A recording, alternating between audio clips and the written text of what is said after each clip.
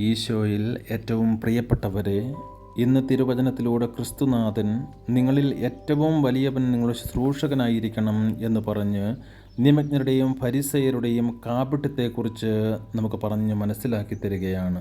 ഉന്നത സ്ഥാനമാനങ്ങൾ ആഗ്രഹിച്ചുകൊണ്ട് മറ്റുള്ളവരുടെ മേൽ ഏത് രീതിയിലുമുള്ള നിയമത്തിൻ്റെ ഭാരം അടിച്ചേൽപ്പിക്കുവാനായിട്ട് സദാ സന്നദ്ധത കാണിക്കുന്ന അവരുടെ കാപട്യത്തെയാണ് യേശു ഇവിടെ അപലപിക്കുന്നത്.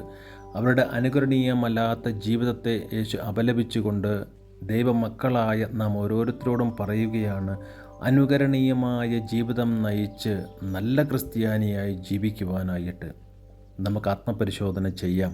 നാം അനുകരണീയമായ ജീവിതമാണോ നയിക്കുന്നത്, അതോ ഈ കപടനാട്യക്കാരെ പോലെ നിയമജ്ഞനെയും ഫരിസേയനെയും പോലെ നാം നമ്മുടെ ജീവിതത്തെ മാറ്റി നിർത്തിക്കൊണ്ട് മറ്റുള്ളവർക്ക് ഭാരമാകി തീരുകയാണോ? സ്തുതിയായിരിക്കട്ടെ.